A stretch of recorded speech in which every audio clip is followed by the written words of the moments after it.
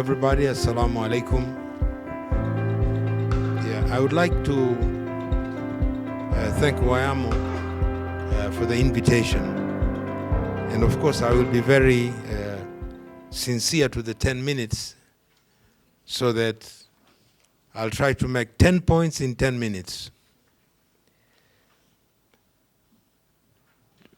To begin with, I think we all know that when we are discussing accountability for Sudan, we are discussing accountability in the context of an ongoing conflict. So that itself presents unique challenges for all of us.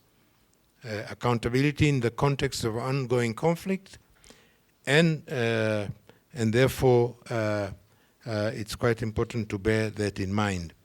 I think secondly is that in terms of our mandate, since April 2023, all estimates is that the violence, victimization has increased tremendously, and I think it was very excellent that we saw here the photographs.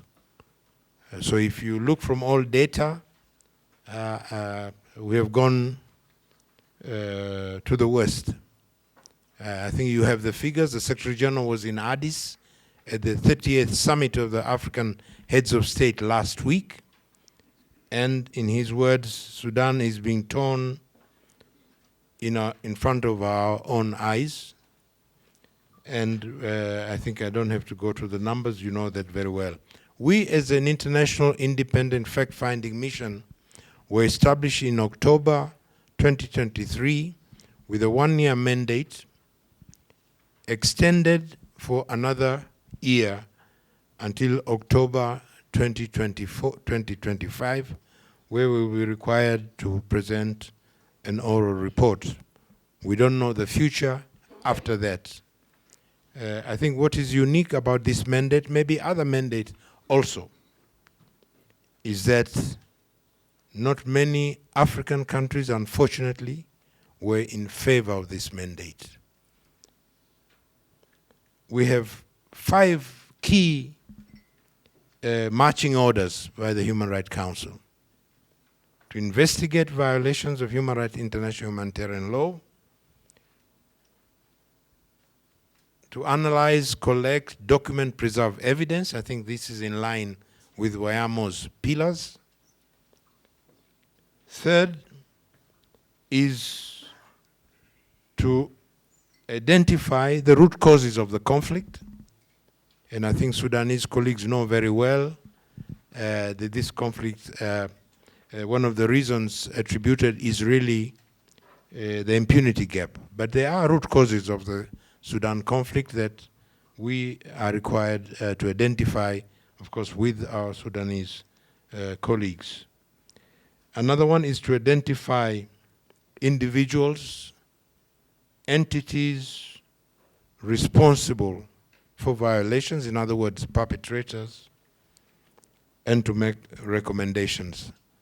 But then our mandate also requires us, because I don't think one agency or one system can be able to deliver comprehensive accountability. So we are required, one, to coordinate our efforts with other UN and non-UN mechanisms, so coordination.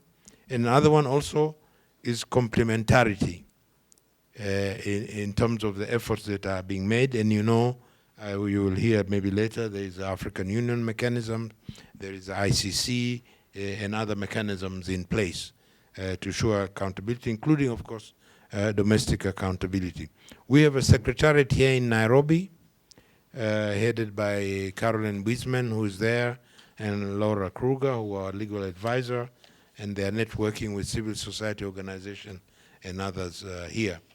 So we investigate, basically our approach is to look at emblematic incidents, patterns of violations, considering gravity, geographical location, victim typology, representativeness.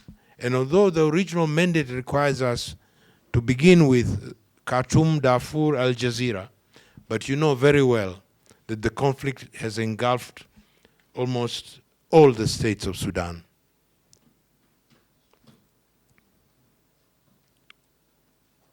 Access to the Sudan for us has been denied, like I think for other organizations, but we have been able, through cooperation, to work in Chad, Uganda, Kenya, and Ethiopia, where our investigation team and ourselves have been to those countries to collect direct evidence, although we continue with remote investigation. So we submitted a report last year in August, and then the comprehensive report towards October.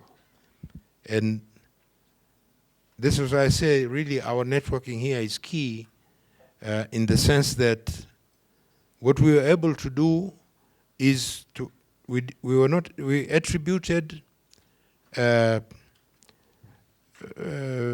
responsibility to both SAF and allied militia and allied forces and RSF and allied militia, not for the same crimes, not in the same locality.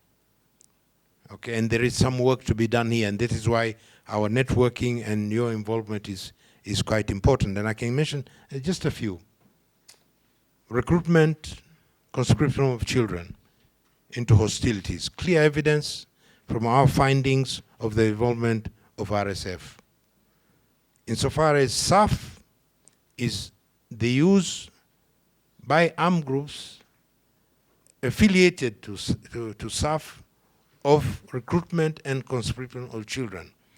What the gap is there evidence directly implicating SAF in the use of children in armed hostilities?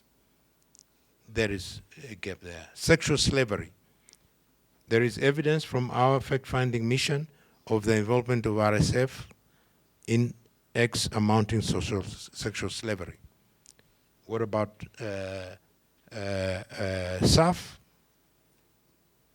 There are credible allegations. We need that. That is why, as I say, our networking, information gathering, evidence gathering is very important for all of us to ensure comprehensive accountability, not sectional accountability. Our mandate is territorial, but let me say also that we presented to the Human Rights Council a number of recommendations. Apart from the general recommendation about ceasefire, humanitarian access, and so on, and many other interlocutors are trying to, have already proposed, because as you know, there's a lot of tracks trying to bring the warring factions together to achieve a ceasefire, humanitarian access, and so on. So one key for us as a recommendation is protection of civilians. I think the Sudan conflict is one of the conflicts where not just the blunt of the conflict, but the brutality of the conflict is affecting the civilian population. And I think there's no question about that. So, and we propose an international independent protection force. There was some discussion after our recommendation about this in the UN Security Council and so on, where I think it is an idea that needs to be pursued. There are modalities, we can look at them between now and, of course, the end of next year. The second one we said is that the war in Sudan will stop if the arms flow will stop. If there's no supply of arms to the two parties, the likelihood that the hostilities will cease is there. So we proposed an extension of the arms embargo by the Security Council from Darfur, which is now the position since 2000 and over 10 years ago, to the whole of Sudan. To the whole of Sudan. Extension of the arms embargo to cover everyone. Although we are not expert yet in arms and so on, we rely on the UN Security Council panel and many others. And there are, of course, a lot of allegations in this field. Our third recommendation was for the Security Council to extend the mandate of the ICC to cover the whole of territory of Sudan. Right now, it covers only Darfur. And I think you know more than me of the connectivity between Darfur, violence in the in the mid-20s, and the current conflict. The parties involved, the methodology involved, the armed groups involved, the methodology of the conflict, and so on, about ethnicity, and so on and so forth. There's connectivity there. Okay, so we push that one, at least on the table for discussion. And then, of course, what we advocated for comprehensive accountability to transitional justice based on inclusive dialogue and the consideration of international judicial mechanism in tandem with the ICC and also transitional justice arrangements. So just to conclude, I think no one organization or agency can do fully the work, and that is why I joined Bettina and so on, that we urge this coalition to be productive, to continue to exchange on the basis, of course, respecting each other's mandate and so on. But I can say the work is not finished. There are gaps to be filled, but I think that together we are able to advance the accountability agenda and to try to assist our Sudanese brothers and sisters in really narrowing down or eliminating the impunity gap. Thank you very much.